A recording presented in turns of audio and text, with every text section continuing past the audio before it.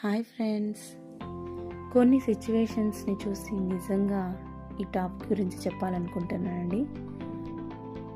ఏంటంటే, ఇప్పుడు ఒక మెన్ ఎలా ఉన్నా పర్వాలేదు, ఉమెన్ మాత్రం కరెక్ట్గా బాధ్యతగా ఉంటేనే ఆ ఫ్యామిలీ కరెక్ట్గా నడుస్తుంది అని చెప్పి ఆ ఫ్యామిలీలో కానీ పిల్లల దగ్గర కానీ ఏ ప్రాబ్లం వచ్చినా ఆ ఫ్యామిలీలో లేడీని బ్లేమ్ చేసేస్తారు.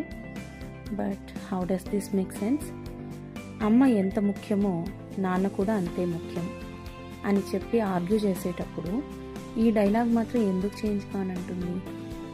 ఎ మెన్ గోస్ టు వర్క్, అప్పుడు ఇంటికి వచ్చి టైం స్పెండ్ చేయలేదంటే ఇట్స్ ఓకే, ఏమంటే ఆయనకు చాలా వర్క్ ఉందండి ఆఫీస్లో అనేస్తారు.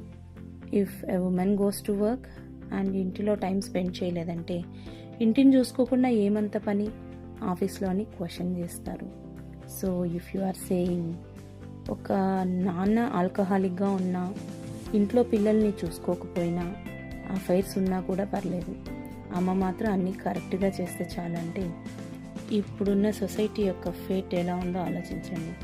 అమ్మ నాన్న ఇద్దరి దగ్గర పిల్లల ఎక్స్పెక్టేషన్స్ సేమ్గా ఉంటాయి, ఇద్దరు ఆ ఫ్యామిలీకి ముఖ్యమే.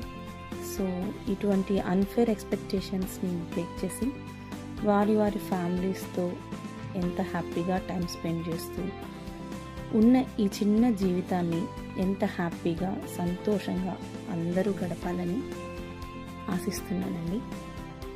ఇట్లు మీ మౌనిక.